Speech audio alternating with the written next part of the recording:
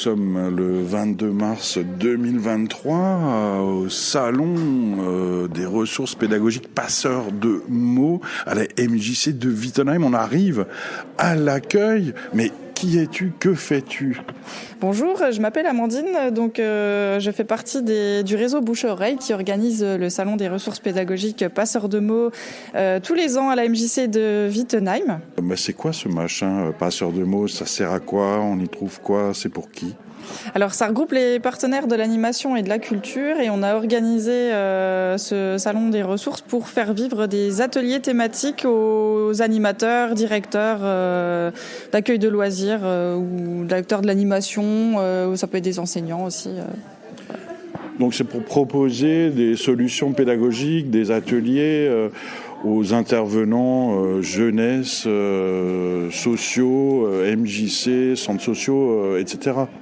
Oui, alors ça peut être des ateliers de 45 minutes, 1 heure, où on peut s'inscrire pour vivre une animation. Et on a également des stands de ressources avec différents partenaires sur la thématique qui viennent présenter aussi les ressources dans le département que les animateurs peuvent mobiliser après.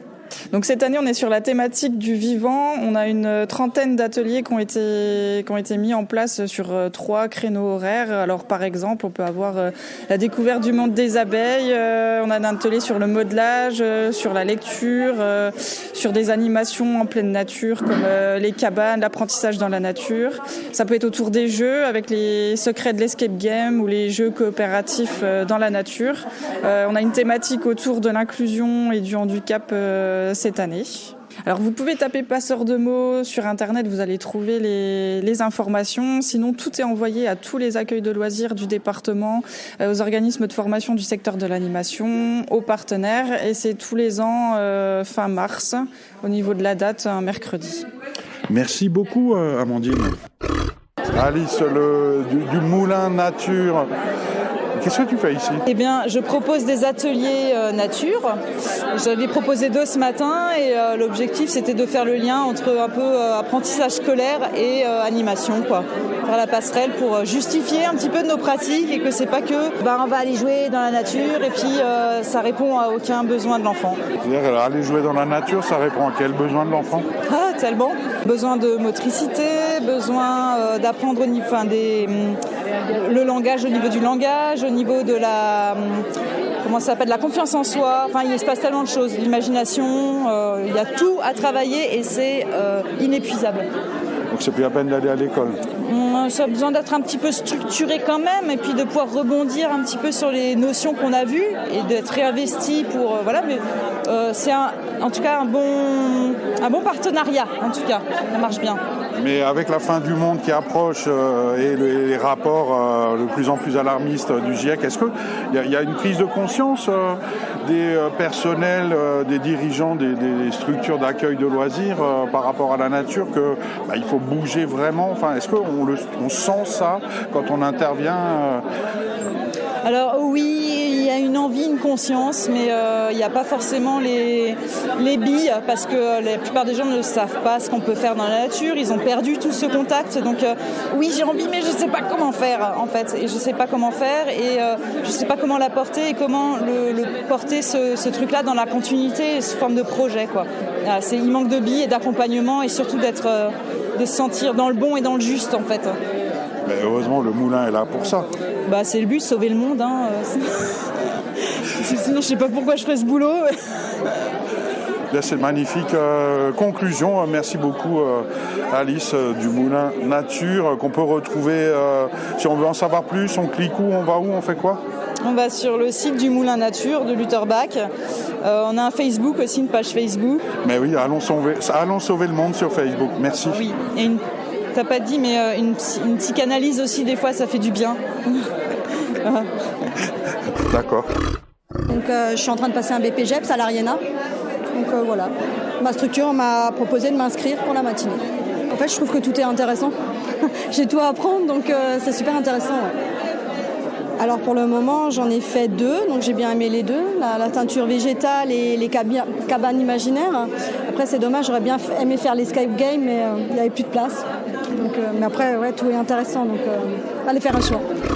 Mais où sommes-nous là? C'est le stand de qui avec des chauves-souris, des éléphants. Qui êtes-vous? Que faites-vous? Alors moi je représente la bibliothèque de Mulhouse. Alors là j'ai apporté justement tout un petit tas de documentaires divers et variés autour de la nature, des animaux. Voilà, c'est ciblé jeunesse avec un petit coup de cœur par exemple ici. J'ai une petite maison d'édition, alors je ne sais pas s'il faut que je la cite ou pas, hein. Donc c'est axé jeunesse. Ils proposent également des albums et des contes qui ont la particularité d'avoir un petit QR code au dos pour avoir une version sonore. Et c'est très pratique quand on n'est peut-être pas à l'aise pour aborder la lecture avec les enfants ou si on veut développer le numérique aussi. Voilà, donc c'est un petit coup de cœur. Développer le numérique a besoin d'être développé? En bibliothèque, oui. On essaye d'attirer le jeune public. Est-ce que c'est un combat, le livre papier contre les contenus numériques, smartphones, etc.? Pour moi, non, je ne pense pas que ce soit un combat, quoi, hein. Le livre a toute sa part, a toute sa place, mais voilà, on essaye de se développer, de vivre avec son temps.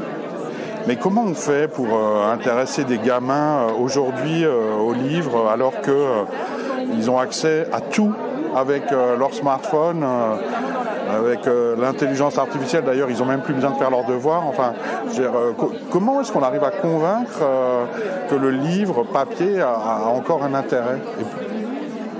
Telle est la question. On y travaille. Bon, on peut peut-être rappeler que les bibliothèques de Mulhouse, on a le droit d'emprunter un nombre... Autant de documents que vous souhaitez, c'est illimité. Vous pouvez même venir avec une valise, donc faites-vous plaisir. Voilà. Merci beaucoup. Je suis là en découverte de tout ce qui est pour les enfants au niveau d'animation. Et je viens du centre de réadaptation de Mulhouse. Aujourd'hui, j'ai découvert le zoo. Et c'est très intéressant, surtout quand il y a une boîte. En fait, moi je me suis imaginé à Fort Boyard et à devoir mettre la main dans un endroit où on ne sait pas si c'est vivant ou quoi que ce soit. En étant le premier, j'ai juste eu pas la chance d'enlever ma veste, pas pris le temps de faire ça. On m'a demandé de mettre la main, j'ai mis la main direct dedans. J'ai rassuré tout le monde en disant que c'était pas vivant. Donc les autres derrière, ils étaient un peu plus rassurés. Après, ils n'ont pas dit quelle expression, par exemple, j'avais. Est-ce que j'avais une expression de surprise? C'était un peu le but de voir ce que... Et puis il y a des gens qui sont venus un peu en retard, qui n'ont pas entendu ma phrase, qui par contre n'ont pas osé mettre la main dedans. C'était intéressant. Ouais, ça peut être dangereux. Hein. Aussi. Et puis j'ai découvert l'animal une fois sorti. Bonjour, je m'appelle Marie-France, je travaille à la Fédération des foyers clubs d'Alsace et je viens voir tous mes collègues et pour trouver plein de ressources. La Fédération des foyers clubs d'Alsace, c'est quoi pour ceux qui ne connaissent pas? Alors c'est une association d'éducation populaire qui fait très concrètement de l'accompagnement pour les associations, de la formation BAFA, qui gère des périscolaires et des accueils pour les adolescents, des accueils jeunes. Les adolescents viennent dans des accueils, ils passent pas leur journée et leur nuit devant des écrans en fuyant les animateurs. Je sens bien ton œil. Non, l'idée c'est vraiment de les accompagner sur du loisir, mais c'est surtout de les accompagner sur comment monter des projets avec eux. Développer leur pouvoir d'agir parce qu'on ne leur laisse pas souvent les clés pour qu'ils puissent prendre des décisions, prendre la parole et s'impliquer dans la société. Et c'est quoi là, les modes actuels chez les ados, au-delà d'envoyer des photos d'une partie intime du corps à leurs amis? Mais en fait, contrairement à ce qu'on peut penser, les jeunes sont portés par des grandes causes comme l'égalité homme-femme, l'écologie, mais en fait ils ne conçoivent pas l'engagement et le bénévolat comme ça se faisait avant. C'est-à-dire qu'il faut leur proposer des espaces d'engagement courts parce qu'ils ont une temporalité finalement où ils veulent agir tout de suite et maintenant. Et en fait, quand on leur offre cette possibilité de s'engager, finalement, on se rend compte que les jeunes s'engagent et ils vont même plus loin que ce que nous, on peut leur proposer. C'est-à-dire que les jeunes ne sont pas prêts à se taper des kilotonnes de réunions inutiles avec plein de vieux avant d'agir? C'est exactement ça, c'est-à-dire qu'ils n'ont pas du tout le même mode de fonctionnement que le bénévolat très classique en mode associatif. Et nous, effectivement, ce qu'on leur propose, c'est de créer des juniors associations qui ont une durée de vie limitée, mais qui leur permettent finalement de pouvoir s'impliquer et de s'engager. Parce que justement, le discours qu'on entend souvent chez les responsables associatifs, c'est « Ah, les jeunes, ils ne sont pas bénévoles comme les anciens, ça ne les intéresse pas, ils ne s'engagent plus comme avant 40 ans dans la même association. » Donc, il y a des solutions contre ça ? Il y a effectivement des solutions, c'est l'engagement ponctuel. Nous, on arrive à accompagner des jeunes sur des fêtes de village où ils sont là, ils sont présents, ils s'engagent toute la journée, ils sont hyper actifs. Là, dernièrement, on a fait une collecte pour les Restos du Cœur. Ils sont là, ils trient les boîtes de conserve avec les seniors, mais seulement, effectivement, on leur impose pas de faire 15 réunions avant. Il y a une chose qui est très importante, il faut être là sur leur temps de disponibilité, c'est-à-dire que les seniors ont tendance à effectivement se réunir en après-midi ou effectivement sur des heures qui ne correspondent pas, parce que les jeunes, contrairement à ce qu'on pense, ils ont un agenda hyper chargé parce que ils sont scolarisés, donc il y a le collège, il y a le lycée, il y a les devoirs derrière, il y a souvent des activités annexes et en fait ils ont un emploi du temps hyper chargé. Donc il faut vraiment être là sur leur temps de disponibilité, et leur temps de disponibilité, c'est pendant les vacances scolaires, c'est le samedi, c'est le vendredi soir et pas pendant la semaine. Super, merci pour toutes ces solutions. Vive les jeunes et vive les foyers clubs. Merci Jean-Luc. Je peux vous demander qu'est-ce que vous faites là ? Je suis animatrice périscolaire, donc je suis là pour avoir des idées en plus, pour apprendre des nouvelles techniques. Et tout ça. Et vous avez trouvé des idées intéressantes ? Oui, bien sûr. Déjà de peinture avec des éléments naturels. Et là, j'attends mon deuxième atelier tout à l'heure. Donc, mais c'est vraiment intéressant. Je m'appelle Stefani Sara, donc je suis animatrice à la passerelle à Rixheim. Et on a aussi un stand, justement. Et voilà, je travaille dans l'animation depuis 8 ans environ. Et c'est mon métier, donc il faut toujours apprendre dans l'animation, je trouve. C'est un métier apprenant. Journée passeur de mots et on se promène et on trouve de la terre, me semble-t-il, mélangée avec de l'eau. Marina Zindi, qui es-tu ? Bonjour, donc moi je suis artiste plasticienne. Ça veut dire que je crée des projets avec différents médiums. Ça peut être l'argile effectivement, ça peut être la peinture, ça peut être de la photo, de la vidéo, en fonction des projets que je souhaite élaborer. Donc aujourd'hui je suis en train de promouvoir l'argile de l'Auve, le village dans lequel j'habite et je travaille. C'est une super argile qui a été utilisée pendant plusieurs années, voire quelques siècles, pour faire des tuiles, des briques, et qui a été abandonnée il y a à peu près 100 ans. Donc on trouve encore des anciennes, des traces de ces anciennes carrières, et je me suis liée d'amitié avec le fermier de village qui a construit une nouvelle ferme, et quand il a créé sa ferme, il a énormément enlevé d'argile pour les fondations, ce qui m'a permis d'avoir du matériel à disposition pour tout le monde, aussi bien pour moi que pour des enfants ou des adultes qui auraient envie de travailler cette matière extraordinaire. Un gisement d'argile à Love. Alors Love, ça s'écrit pas L-O-V-E, ça s'écrit L-A-U-W, mais c'est où Love ? Alors Love, c'est dans la plus belle vallée du monde, c'est la vallée de la Dolère. Donc c'est à côté de Mulhouse, c'est à une demi-heure de Mulhouse, une demi-heure de Belfort. Et cette connexion entre la ville et la campagne, ça se passe comment ? Puisque, pourquoi est-ce que tu viens à Mulhouse ? Pourquoi tu ne restes pas dans ta vallée ? Alors, ce qui est intéressant, c'est qu'en fait, moi, j'ai vraiment les matières premières qui sont dans la nature, que j'utilise pour aussi bien des animations que pour mon travail plastique. Donc, je crée des sculptures avec cette argile-là pour mes expos personnelles. Et bien sûr, les expositions se passent pas que dans la vallée de la Dolère, donc aussi bien à Strasbourg qu'à Mulhouse et ailleurs.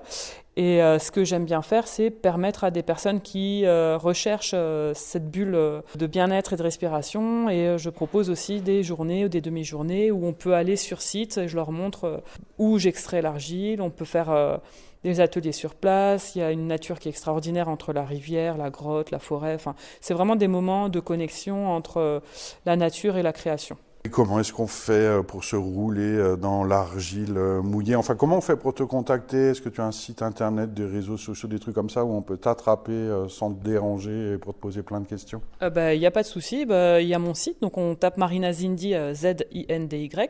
On trouve mon site internet. Je suis sur Facebook, LinkedIn, etc. Après, mon mail, c'est le plus simple. Donc, c'est marinazindy@gmail.com. Et avec plaisir pour imaginer des événements ou quelque chose ensemble. Je peux vous demander qu'est-ce que vous faites ici? Je fais une formation sur l'argile. Voilà. Je travaille en périscolaire et le mercredi, je travaille en centre de loisirs avec des maternelles. Et du coup, j'apprends à travailler l'argile pour pouvoir après reproduire avec les enfants en périscolaire ou le mercredi avec les maternelles. Mais est-ce que les enfants ont le droit de se rouler dans l'argile mouillée, de se rouler par terre, dans la terre et de revenir crotter de tous les côtés, ou c'est un drame familial à chaque fois? Non, c'est pas un drame, ils ont le droit de jouer, ils ont le droit de découvrir. C'est aussi leur droit de découvrir et de mettre les mains dans l'argile et de produire quelque chose en fait. Voilà. Et nous tombons sur Norbert. Norbert, qui es-tu? Moi, je suis animateur nature, donc j'interviens dans les écoles, les périscolaires pour faire de l'éducation nature et environnement. Donc là, en l'occurrence, je présente un atelier de couleurs naturelles où on réalise avec des enfants des encres et des teintures, des couleurs plutôt, des peintures à base d'éléments naturels. Ça veut dire qu'on n'a pas besoin de chimie pour peindre? Alors, j'irai pas jusqu'à là. On pourrait réduire certainement la chimie, puisque dans le temps, on utilisait moins de chimie, on arrivait à faire de belles couleurs. Là, par exemple, on utilise du jaune d'œuf qui sert de base à faire des nuances avec de la terre, avec des épices, avec des plantes, pour faire cette peinture est utilisée dans le temps pour peindre les icônes, par exemple.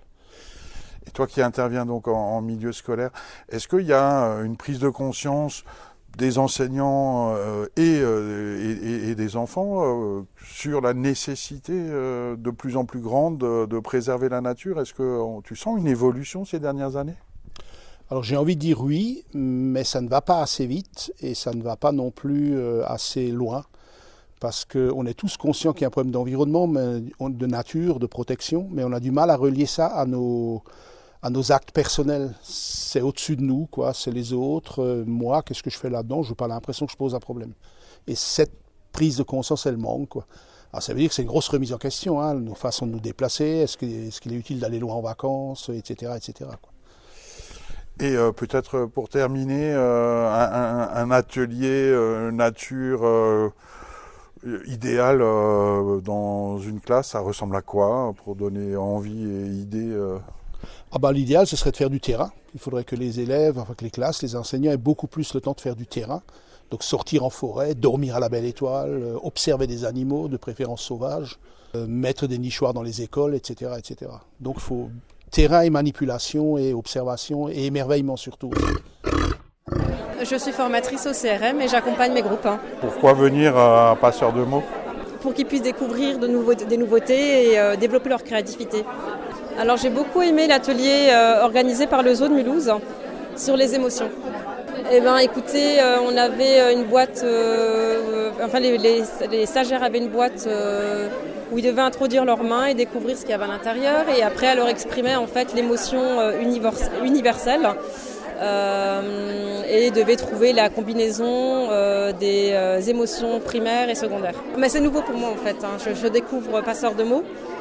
Et je trouve le concept vraiment très très bien. Et là, les retours que j'ai pu avoir des stagiaires, ils sont très très positifs. Bonjour, je peux vous demander qu'est-ce que vous faites là?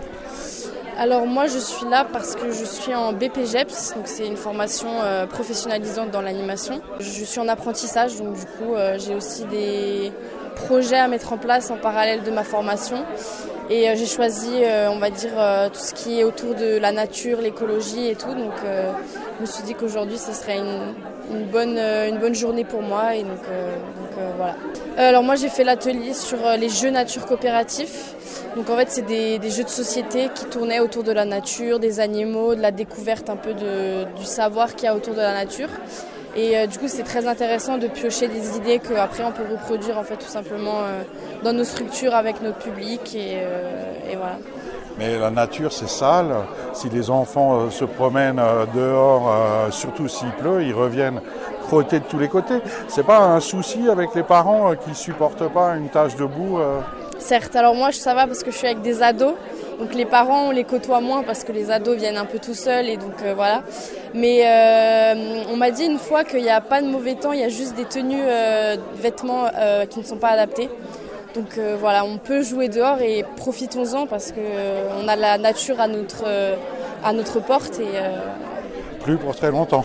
Certes, mais justement c'est ça en fait. Je pense qu'il faut en parler pour que les enfants et les jeunes ont conscience des choses et en prennent soin. Et si on ne connaît pas quelque chose, on ne s'y intéresse pas et donc on va aussi le salir justement et voilà. Oui, je suis art thérapeute, je m'appelle Esther Mendez, j'ai un cabinet à Masbo-Niederbrück, ça s'appelle Euthérapie et je suis venue prendre des contacts pour que l'année prochaine, on va avoir mon propre stand. Alors, art thérapeute, c'est exprimer ses émotions, son mal-être par le biais de production artistique. Donc on crée, on peut peindre, on peut faire de la sculpture et donc ça permet d'extérioriser ce qui ne va pas par le biais d'une production artistique et du coup on repart avec une création. Mais ça marche pour tout le monde, tout le temps ? Ah oui, c'est de 3 ans à 99 ans, il n'y a pas d'âge pour l'art-thérapie. Et ça permet de ne pas avoir à utiliser des mots parce que tout le monde n'est pas doué pour la parole et pour exprimer ce qui ne va pas. Et du coup, on extériorise juste en créant. Alors, par contre, si on va bien, art-thérapie, ça ne marche pas. Puisque... on peut faire une séance bien-être. Juste exprimer des émotions parce que voilà, on peut être heureux, on peut être et donc exprimer juste et repartir avec une production artistique. D'accord, et ça marche aussi pour les enfants ? Pour les enfants, pour les adolescents, pour les adultes, les personnes âgées, c'est vraiment pour tout type de public. Donc ça pourrait remplacer des antidépresseurs ? Ah oui, et les anxiolytiques. Merci beaucoup. Mais de rien. Bonjour, je peux vous demander qu'est-ce que vous faites ici ? Oui, donc je participe à 2 ateliers pédagogiques. Alors j'ai participé à l'atelier du livre aux écrans et tout à l'heure à 11h15 j'ai participé aux ateliers sur l'inclusion des 3 à 11 ans. Le combat du livre contre les écrans n'est-il pas perdu ? Non, je pense qu'en fait il faut utiliser les nouvelles technologies et éduquer les enfants à les utiliser de manière pertinente.